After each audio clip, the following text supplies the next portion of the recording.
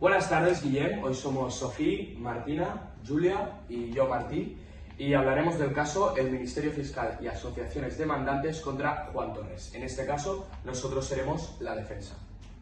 Hemos dividido nuestra defensa en la introducción, donde hablaremos del contexto y dónde nos situamos de este caso, después el marco jurídico de la libertad de expresión, después argumentaremos por qué en este caso hay una inexistencia del delito de odio, después argumentaremos que la rescisión de contratos y hay una cultura de cancelación y finalmente haremos una pequeña conclusión y una solicitud final. Bien. Este presente caso aborda un conflicto clave en toda sociedad democrática, el equilibrio entre la libertad de expresión y los límites del discurso de odio. Nuestro representado, Juan Torres, conocido en redes sociales como Torres Blog, es un creador de contenido que durante un directo de Twitch profirió comentarios en contra de inmigrantes procedentes del África. Entonces, posteriormente, un vídeo editado con fragmentos y nosotros creemos totalmente sacados de contexto, se difundió masivamente, generando una fuerte polémica en redes sociales, acusaciones de xenofobia y la ruptura y la pérdida de contratos con varias marcas y finalmente una acusación de un presunto delito de odio. La defensa parte de una premisa clara. Las expresiones de Juan Torres, aunque polémicas o provocadoras, ya bien se ha dicho, están emparadas por el principio fundamental de la libertad de expresión, consagrado en el artículo 20 de la Constitución Española y en el artículo 10 del Convenio Europeo de Derechos Humanos. En democracia, este derecho no solo protege las ideas con las que la mayoría está de acuerdo, sino que también aquellas que ofenden, chocan o inquietan, como ha señalado el Tribunal Europeo en diversos casos que después mi compañera os explicará. Por lo tanto, la cuestión que se plantea no son de las palabras de Juan Torres fueran acertadas o desafortunadas, sino si una opinión política expresada en un contexto de debate público puede convertirse en delito o justificar una sanción económica y social tan severa. Desde esta perspectiva, la defensa, nosotros tenemos tres argumentaciones fundamentales: que el contenido está totalmente amparado y se enmarca dentro de la libertad de expresión, que no hay delito de odio y que la rescisión de los contratos es totalmente ilegítima. Muchas gracias, Martí. Ahora seguiremos con la protección constitucional del contenido. En mi caso, ahora os explicaré cómo se regula la libertad de expresión. Para empezar, tenemos que decir, como ha explicado Martí, que Juan Torres se enmarca dentro de una política social y política. No passa res. La teva part està en el... Espera, puede dir gràcies, Martí, no sé què, y ahora continúo la meva part. Muchas gracias, Martí. Ahora yo explicaré un poco de qué se trata la libertad de expresión dentro del marco constitucional. Empezaremos pues diciendo que Juan Torres se enmarca dentro de una crítica social y política que goza de máxima protección de la Constitución española. En primer lugar, tenemos el artículo 20.1 de la Constitución española. Este artículo nos dice que todos tenemos derecho a expresar y difundir libremente los pensamientos, ideas y opiniones. Además, hay otro apartado de este artículo que es importante mencionar, que nos dice que también todos tenemos derecho a comunicar o recibir libremente información veraz. En este caso, no se tratan de hechos falsos, sino de una opinión crítica, incluso si resalta evidente y ofensiva. Por otro lado, tenemos el artículo 14 de la Constitución española.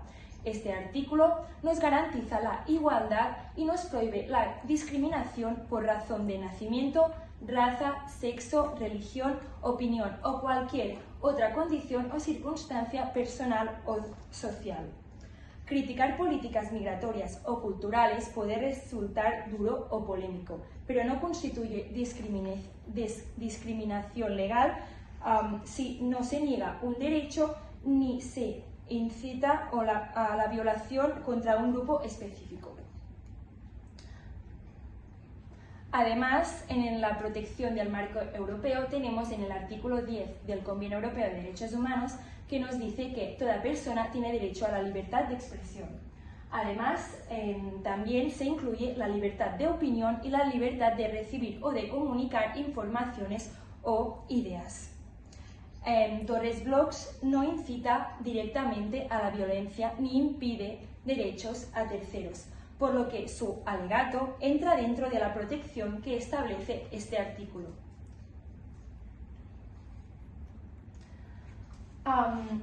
También podemos hacer un poco de comparación entre la libertad de expresión y la libertad de información.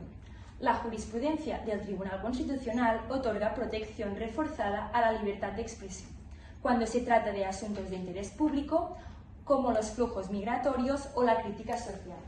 En este caso, se quiere expresar opinión política y social en un tono crítico y satírico. Además, si nos centramos en el caso que nos has planteado, podemos ver que en el último parágrafo nos dice que la libertad de expresión no es un derecho absoluto, pero en principio la libertad de expresión sí que lo podemos considerar como un derecho casi absoluto. Aunque formalmente no lo sea, en democracia se entiende como un derecho preferente y prevalente que solo puede limitarse en casos extremos. Además, en la sentencia 20-1990 del Tribunal Constitucional dijo que la libertad de expresión cubre expresiones que resultan molestas, hirientes o chocantes. Las palabras de Torres Blogs encajarían en esta protección amplia. También hay jurisprudencia que nos puede mostrar cómo en estos casos sí que hay libertad de expresión, como por ejemplo en la sentencia 6-1981 se afirmó que este derecho resulta indispensable para el pluralismo político y debe proteger incluso aquellas opiniones que pueden resultar molestas o incómodas para el poder, de modo que cualquier limitación solo puede imponerse de forma restrictiva y justificada. También la sentencia 159-1986 puede reforzar esta idea y nos dice que la crítica política goza de una protección reforzada, dado que constituye el núcleo del debate democrático y que las autoridades públicas deben tolerar un mayor grado de escrutinio. Además, también tenemos la jurisprudencia europea, donde hay dos casos que también podemos recoger por tal de mostrar nuestra opinión y poder ver que realmente la libertad de expresión sí que la podemos usar en estos casos. En el primer caso tenemos el caso de Han Desai del Reino Unido, donde se protegen las ideas que realmente ofenden, chocan o perturban. También hay el caso de Erbakan de Turquía, donde se recogieron unas críticas sobre religión o inmigración que se protegieron siempre y cuando no haya una violencia. Para terminar mi parte, quiero hablar de la sátira y el humor negro, porque en este caso el contenido de Torres Blogs se caracteriza por sátira, humor negro e incorrección política. Su público habitual ya espera este estilo, ya espera que tenga estas palabras o haya esta exageración y provocación. No se lo toman como una discriminación. Por lo tanto, al tener esta característica, este youtuber, la gente no pensará que es una discriminación, sino que se lo toman como una exageración, incluso una provocación. Y finalmente, podemos afirmar que la jurisprudencia del Tribunal Constitucional también reconoce este tipo de expresiones que forman parte del debate público protegido, incluso cuando resultan chocantes o incómodas, y exigen una mayor tolerancia social y judicial. Ahora yo voy a centrar en explicar por qué no es un delito de odio del artículo 510 del Código Penal. Vamos a demostrar que las manifestaciones de Torres Blogs, si bien pueden ser consideradas moralmente censurables o políticamente incorrectas, no cumplen con la estricta tipificación del Código Penal, del delito de odio, que es por lo que se imputa. Por lo tanto, exigimos a los tribunales la estricta aplicación del principio de legalidad. ya que no estamos aquí para juzgar la ética de un streamer, sino la ley de forma restrictiva y garantista. Partamos del contexto que ya se ha explicado. Juan Torres, hemos dicho que era un youtuber cuyo contenido está orientado a la crítica social y política, caracterizada por la sátira, el humor negro y opiniones fuertes que él mismo calificaba como políticamente incorrectas.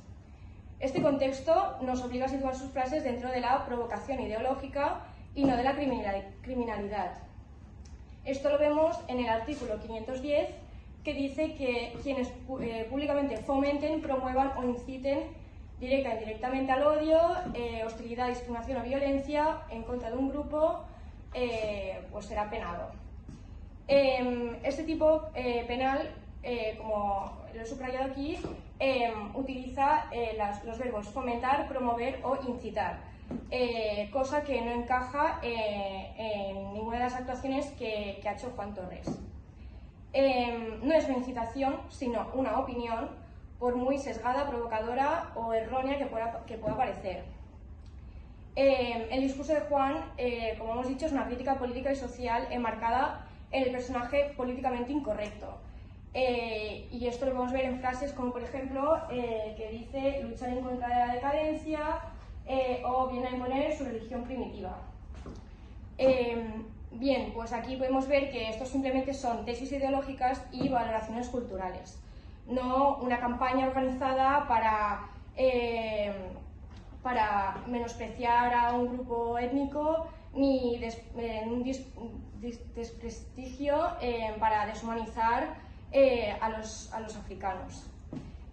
Para que el delito de odio se consume, no basta la ofensa. La acusación debe probar un elemento subjetivo, es decir, un dolo específico o lo que llaman en derecho animus odi, es decir, la intención directa y única de promover el odio, la hostilidad, la discriminación o la violencia.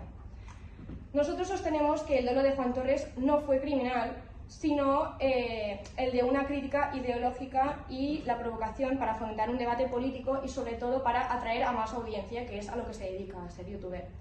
El dolo penal exige que la intención sea incitar a un acto hostil, no simplemente expresar una ideología política por muy extrema que pueda parecer.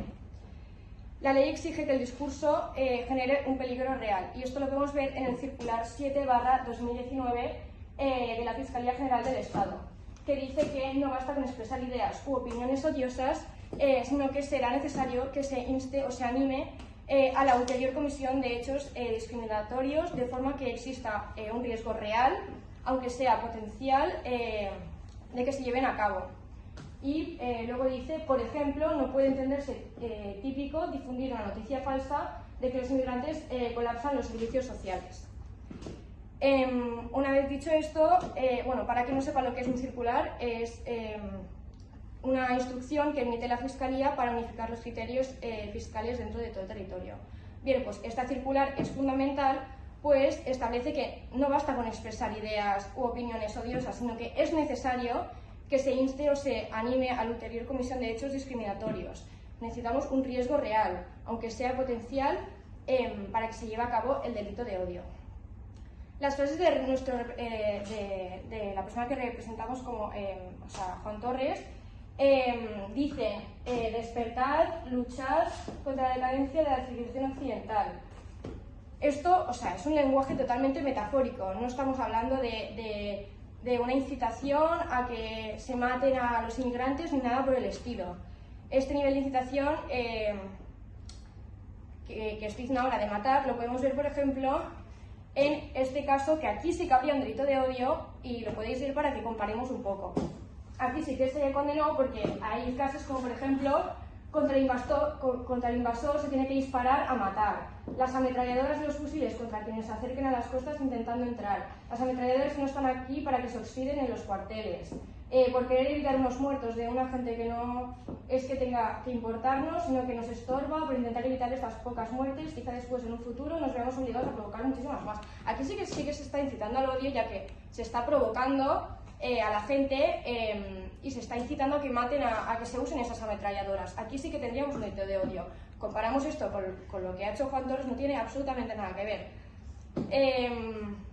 Ahora veamos un caso justo de la semana pasada, en el que se absolvió a un policía nacional de Valencia que relacionó la inmigración con la delincuencia.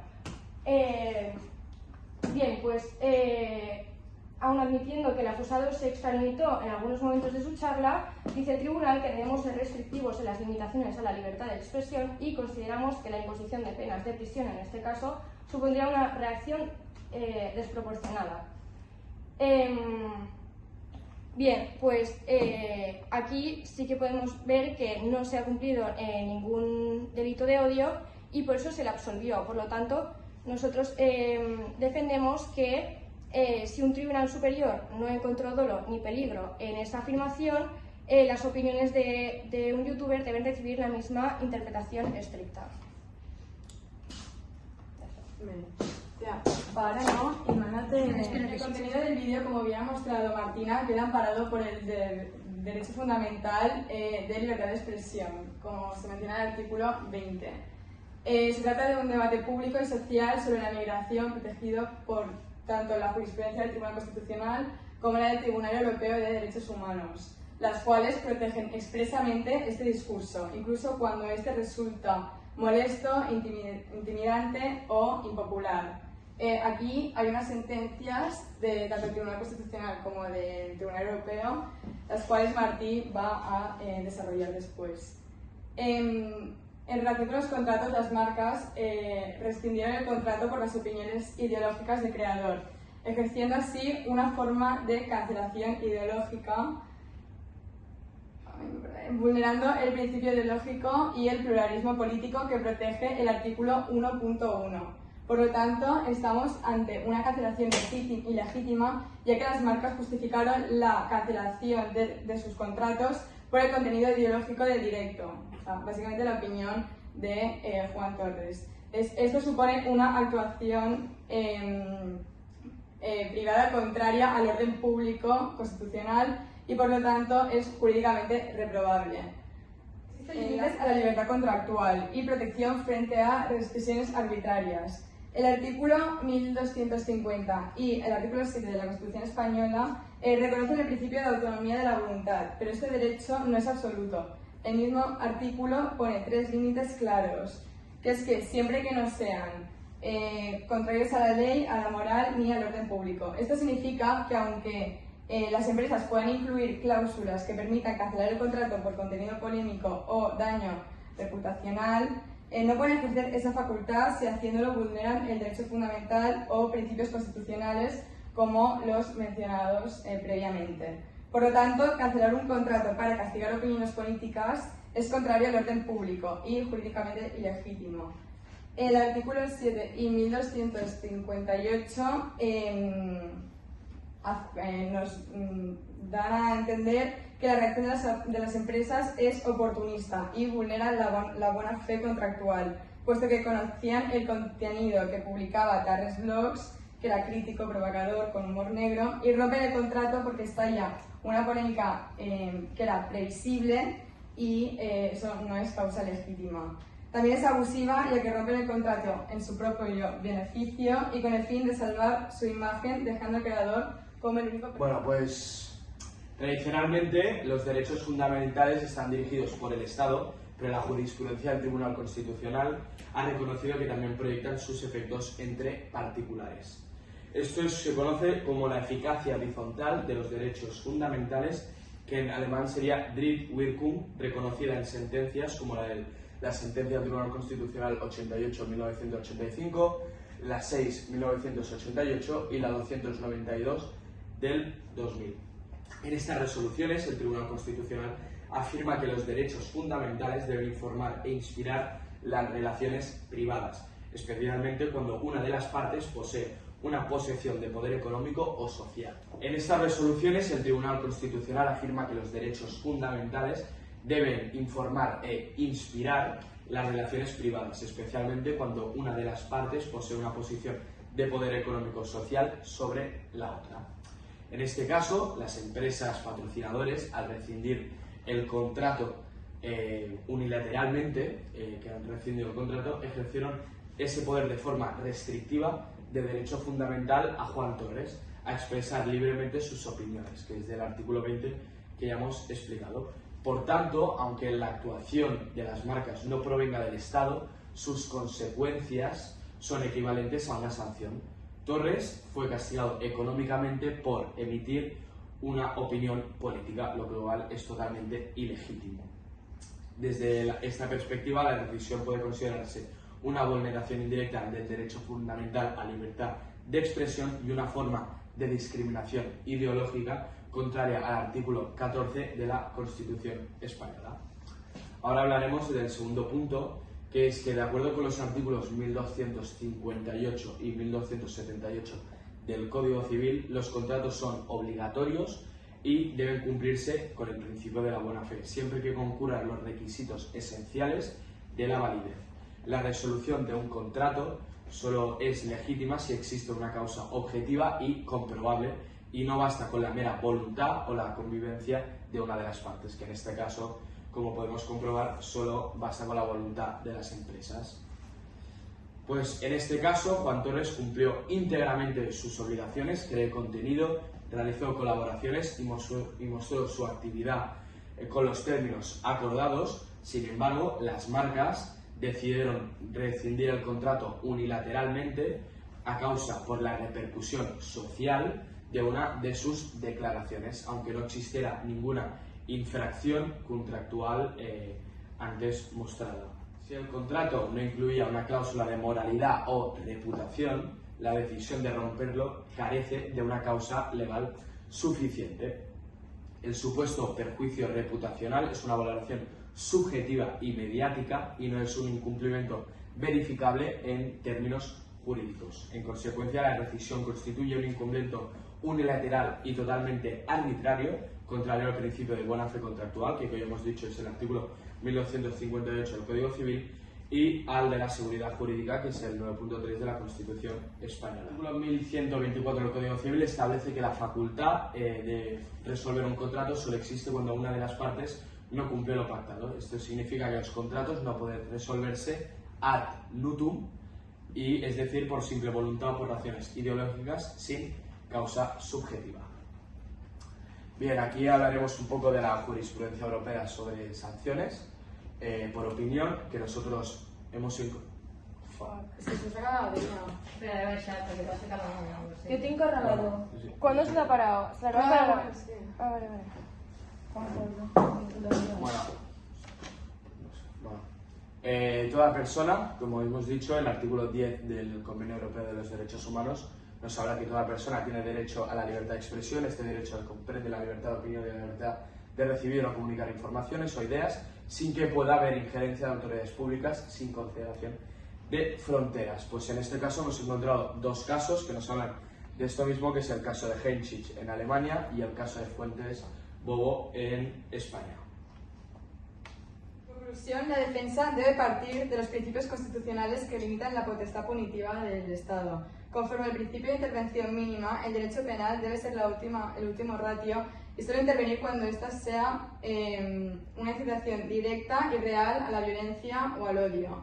Por otro lado, la libertad de expresión como derecho fundamental merece protección reforzada y no puede restringirse por simples opiniones o críticas provocadoras.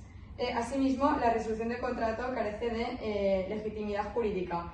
Si fueran anulados por el contenido ideológico del discurso, puesto que censura indirectamente el pluralismo político y vulnera el principio de buena fe y equilibrio contractual. Por lo tanto, el discurso ya tuvo consecuencias tanto sociales como económicas para Tarrés, entonces la sanción penal sería desproporcionada. Para finalizar nuestra defensa, os dejamos con este fragmento del Tribunal Europeo de Derechos Humanos. Muchas gracias por escucharnos.